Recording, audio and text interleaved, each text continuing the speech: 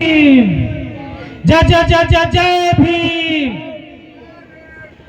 तथागत बुद्ध की धरती, प्रथम लोकतंत्र की धरती, वैशाली लिच्छवी गणराज्य की अभिन्न अंग की धरती,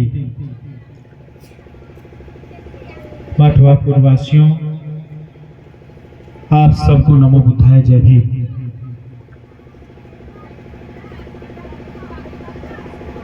एक छोटा सा बालक जिस तरह से यहाँ आज बेटे बेटियां बच्चियां कार्यक्रम प्रस्तुत कर रही हैं, उसी तरह एक छोटा सा बालक भिन्न भिन्न जगहों पर समाज में जाता है। हम सब घूमते रहते हैं, बच्चे लोग घूमते रहते हैं। एक दिन वो घर आकर अपनी माँ से कुछ सवाल करता है, जरा गौर करिएगा। बच्चा पूछता है माँ से, माँ, खास करके माताएं बहनें बेटियां, आप लोग जरूर जहां तक आवाज जा रही है जरूर गौर करिएगा। बच्चा माँ से पूछता है, माँ, लोग हमें साथ में बैठने नहीं देते हैं, ऐसा क्यों? माँ जवाब नहीं दे पाती। बच्चा फिर पूछता है, माँ, आपसे मैं पूछ रहा हूं, लोग मुझे साथ में बैठकर खाना भी नहीं खाने देते हैं भोज भात में, जहां सारे लोग एक पंक्ति में बैठ करके खाना खा रहे होते हैं, उस बीच में मुझे नहीं खाने देते। माँ कुछ नहीं बोल पाती। माँ का हाथ हिला करके बच्चा पूछता है, माँ, जहां सब लोग एक पानी पीते हैं वहां से मुझे पानी नहीं पीने दिया जाता, पानी पीने से रोका जाता है। माँ फिर भी चुप रहती है, कुछ नहीं बोलती। बच्चा पूछता है, माँ, कुछ लोग कहते हैं कि तुम दूर रहो, छुआ जाएंगे। ये छुआना क्या होता है? माँ कहती है कि ऐसा ही है, परंपरा है, व्यवस्था है, ऐसा ही चलत अबैत है। बच्चा कहता है, माँ, एक बात बताओ, जहां सब बच्चे एक साथ बैठकर क्लास में, वर्ग में बैठकर एक साथ पढ़ते हैं, वहां भी मुझे नहीं बैठने दिया जाता। कहा जाता है तुम बाहर बैठो, क्लास के बाहर बैठो। माँ, ऐसा क्यों है? माँ कहती है, ऐसा ही है। बच्चा झुंझला जाता है, माँ को झकझोर कर पूछता है, माँ बताओ ना, ऐसा क्यों है? सब बच्चे बराबर है ना, मैं भी तो बच्चा हूं ना, फिर मेरे साथ भेदभाव क्यों करते हैं? माँ परेशान हो जाती है और माँ कहती है, तो सुनो, चंद मुट्ठी भर लोगों ने ऐसी व्यवस्था बनाई है जहां इंसान इंसान से भेद करता है। चंद मुट्ठी भर लोगों ने ऐसी व्यवस्था बनाई है जो दान दक्षिणा, रुपया, पैसा, सामान, कपड़ा लत्ता, चावल दाल लेने से वो नहीं छुआता, लेकिन हमारी परछाई से छुआ जाता है। चंद मुट्ठी भर लोगों ने ऐसी व्यवस्था बनाई है, मंदिर में चढ़ावा जाति पूछकर नहीं लेता, वहां छुआछूत नहीं होता, लेकिन हमारी परछाई से वो छुआ जाता है। हमारे दिए हुए धन से, दाल चावल से उसका अपना घर परिवार चलता है, रुपया पर, मेरे दिए हुए रुपया पैसा से उसका औलाद पढ़ता है, परिवार चलता है, लेकिन हमारी परछाई से छुआ जाता है। फिर बच्चा पूछता है, ऐसा क्यों, किसने बनाया? माँ कहती है, मैं तो बहुत नहीं जानती, मैं तो बहुत ज्यादा पढ़ी लिखी नहीं हूं, लेकिन इतना जरूर जानती हूं कि किसी ने ऐसी किताब लिखी है, ऐसा विधान, ऐसी व्यवस्था लिखी है, जिस किताब में लिखा है, ढोल गवार शूद्र पशु नारी सकल तारना के अधिकार। एक ऐसी किताब लिखी है जिसमें भेदभाव, छुआछूत की व्यवस्था बनाई गई है। छूत अछूत, सवर्ण अवर्ण, इन तमाम चीजों का उसमें जिक्र है, लिखा है। और उसको मानने वाले लोग ये कहते हैं कि हिंदू धर्म है। बच्चा विचलित हो जाता है, क्या ऐसा भी धर्म हो सकता है जिसमें जानवर उस तालाब से पानी पी सकते हैं लेकिन इंसान नहीं पी सकता है? जानवर उस भोज की पंक्ति में घुस जाए तो वो खाना खा लेता है, जूठन खा लेता है, लेकिन इंसान को वहां साथ में बैठकर खाने से भी रोका जाता है। ऐसी व्यवस्था है। लानत है ऐसे धर्म पर।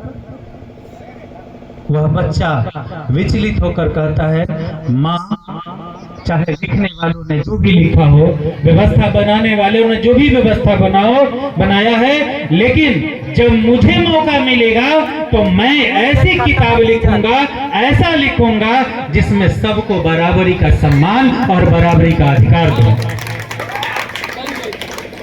जानते हैं उन्होंने क्या लिखा है? और वो बच्चा कौन है? हिंदू, मुस्लिम, सिख, ईसाई। जरा गौर करिएगा, हिंदू, मुस्लिम, सिख, ईसाई सबको समान लिखा है।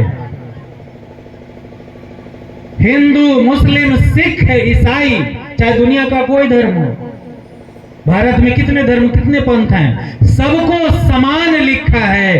बाबा साहब ने एक ऐसा संविधान लिखा है। बाबा साहब ने एक ऐसा संविधान लिखा है। उस बच्चे का नाम है विश्व रत्न बोधिसत्व डॉक्टर भीमराव अंबेडकर साहब। वह बच्चा ऐसा बड़ा होकर ऐसा विधान, ऐसा कानून, ऐसी व्यवस्था की एक किताब की रचना उन्होंने की जिसमें सबको बराबरी का सम्मान, बराबरी का अधिकार मिला। उस पुस्तक का, उस व्यवस्था का, उस विधान का, उस कानून का, उस व्यवस्था का नाम है संविधान। जरा संविधान का मतलब समझिए। संविधान को संधि विच्छेद करिए। सम जोड़ विधान। सम मतलब समान, बराबर, एक समान, और विधान मतलब व्यवस्था, कानून। ऐसी कानून, ऐसी व्यवस्था जिसमें सबको बराबरी का सम्मान मिला, उसका नाम है संविधान। आप जानते हैं, जिस बच्चे को एक साथ क्लासरूम में बैठकर पढ़ने से रोका गया, उस बच्चे ने भारत की सबसे ज्यादा पढ़ने लिखने वाला व्यक्ति बने। सबसे ज्यादा डिग्रियां हासिल की। कितने डिग्रियां? 32 डिग्रियां। जिस बच्चे को एक साथ बेंच पर बैठकर, एक पंक्ति में बैठकर पढ़ने से रोका गया, उस बच्चे ने 32 डिग्रियां हासिल की। हमारे समाज के लोगों, माताएं, बहनें, बेटियां जो बात बात पर बहाना अब बनाते हैं कि आज पैसा न है, नया किताब न खरीदते, जे वही में पढ़ो, कॉपी खरीदेला पैसा न है, जे है वही में पढ़ो, मास्टर साहब के फीस बाद में दियता, लेकिन कांवर खरीदेला पैसा आपके पास है, गोबर माटी के आयोजन के लिए चंदा देने के लिए आपके पास पैसा है, मूर्ति बनाने के लिए चंदा देने के लिए आप पैसा जल्दी निकाल के देते हैं और ज्यादा भी देते हैं। जिस बाबा साहब के माँ और पिताजी ने पाई पाई जोड़ करके किताब, कॉपी और स्कूल फीस भरा, उस बाबा साहब ने 32 डिग्रियां हासिल की। 4 पीएचडी किया उन्होंने। 4 पीएचडी, 1-2 नहीं, 4 पीएचडी बाबा साहब ने किया। 1-2 भाषा नहीं, 9 भाषाओं के जानकार, 9 भाषा के विद्वान बने बाबा साहब। जिन्हें पानी पीने से रोका गया, मेरे सम्मानित लोगों, माताएं, बहनें, बेटियां, जरूर विचार करिएगा। जिन्हें पानी पीने से रोका गया, वो 7 समंदर पार जाकर दुनिया का सबसे बड़ा यूनिवर्सिटी से भी उन्होंने पढ़ाई करी, जो उस समय भारत के किसी लोग से यह नामुमकिन था, कोई नहीं पढ़ पाए थे। वो पढ़ाई भी बाबा साहब ने। डॉक्टर ऑफ साइंस डीएससी की डिग्री भारत का इकलौता वो बाबा साहब थे जिन्होंने हासिल की। जिन्हें कितना रोका गया, जिन्हें कितना प्रताड़ित किया गया, जो कितना दुख झेले, संघर्ष किए, वो भारत का सर्वोच्च नहीं दुनिया का सर्वोच्च डिग्री हासिल की और भारत का इकलौता। बाद में चलकर पूर्व राष्ट्रपति वो भी दलित समाज के, कौन जरा नाम बताइए, वो भी डीएससी की हासिल की है, डीएससी योग्यता, डीएससी की डिग्री वो भी हासिल की है। कोई जानते हैं तो बताएं। Doctor KR. नारायणन, वो भी दलित समाज से। भारत के मात्र 2 ऐसे महापुरुष जिन्होंने डीएससी की डिग्री हासिल की, नाम है डॉक्टर बी.आर. अम्बेडकर और बाद में डॉक्टर के.आर. नारायणन। ये तथाकथित लोग जो अपने आप को पूजनीय बोलते हैं, पूजिए विप्रशील गुणहीना, जिनमें कोई गुण ना हो, गुणहीन हो, दुराचारी हो, व्यभिचारी हो, कुछ भी हो, नीच हो, फिर भी उनकी पूजा कीजिए। पूजिए विप्रशील गुणहीना और शूद्र न गुण ज्ञान प्रवीणा। शूद्र जिनके पास कितना भी गुण भरा भरा हो, विद्वान हो, उनकी पूजा ना हो। बाबा साहब की आज भी मूर्तियां तोड़ी जा रही हैं इस संविधान के युग में। कितना डर है बाबा साहब से, बाबा साहब कितने शक्तिशाली हैं, इससे आप अंदाजा लगा सकते हैं कि बाबा साहब की मूर्तियां तोड़ी जाती हैं। इतना डर है, इतना भय है बाबा साहब से, और बाबा साहब के मानने वाले लोगों से डर है, बाबा साहब के नाम लेने वाले लोगों से उसको डर है, जो कहता है पूजिए विप्रशील गुणहीना, शूद्र न गुण ज्ञान प्रवीणा। और ऐसा किताब लिखने वाला का पैर पूजा करते हैं हमारे समाज के लोग। थोड़ी भी तो शर्म आनी चाहिए।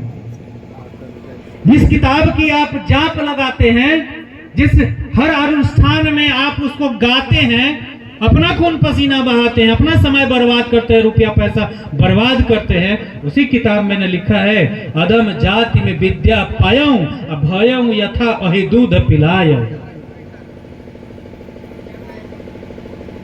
उस किताब का नाम जानते हैं जिसमें ये लिखा है?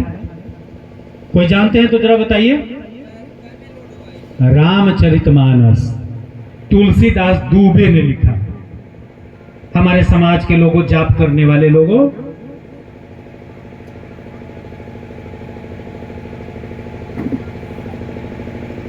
जिसका कोई अस्तित्व नहीं है। सर्वेक्षण विभाग, पुरातत्व विभाग, सारे वैज्ञानिक खोज के थक गए।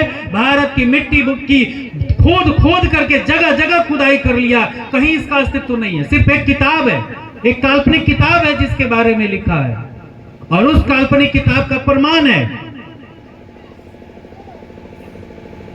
1971 में इलाहाबाद हाई कोर्ट से पेरियार ललई सिंह यादव को डिग्री मिली हुई है। न्यायालय ने जजमेंट दिया है, फैसला सुनाया है कि यह रामायण एक काल्पनिक कहानी है और कुछ नहीं। आगे टीका पीछे टीक, आ भर भर थाली खाए मीठ, आ कहे जय सनातन।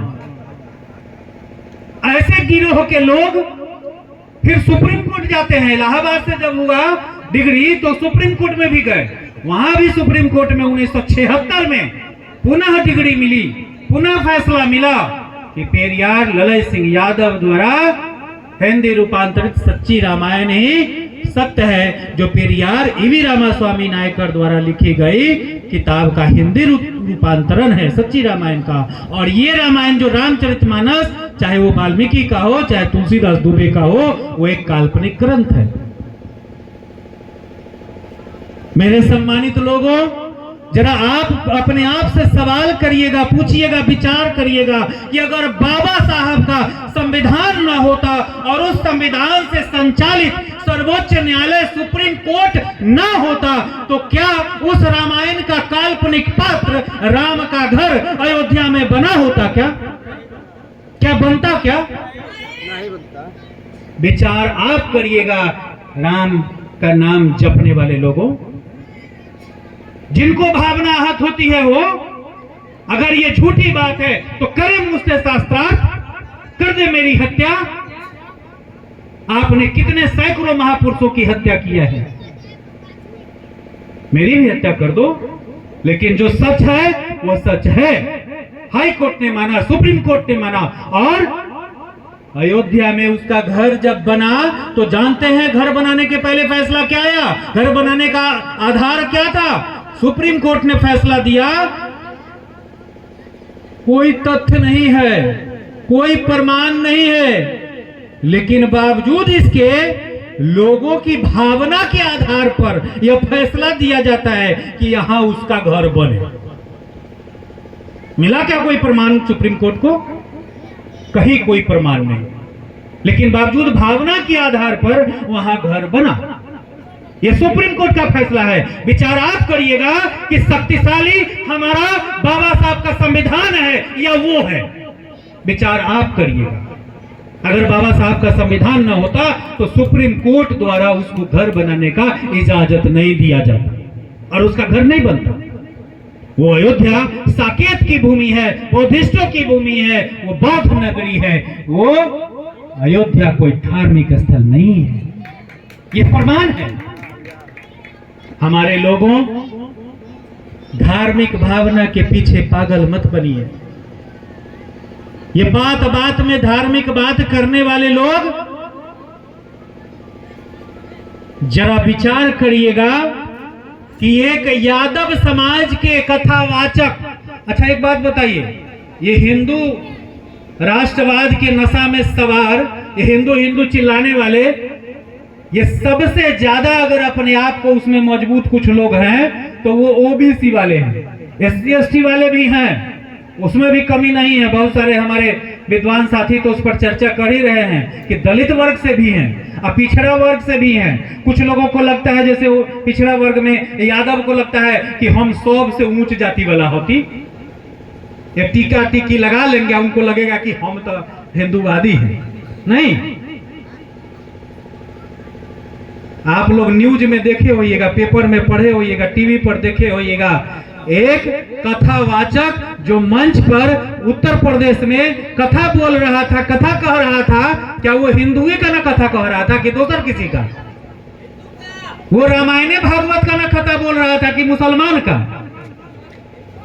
लेकिन उसे मंच से उतार करके और उसका माथा छील दिया गया, बाल मुंडन कर दिया गया और पंडिताइन का पेशाब छिड़क करके उसका शुद्धिकरण किया गया और कहा गया कि ये कार्य ब्राह्मण का है, पुरोहित का है, ये पंडितों का है, तुम ब्राह्मण पुरोहित पंडित बनने का दुस्साहस मत करो। मणि मुकुट सिंह यादव नाम जानते हैं उसका?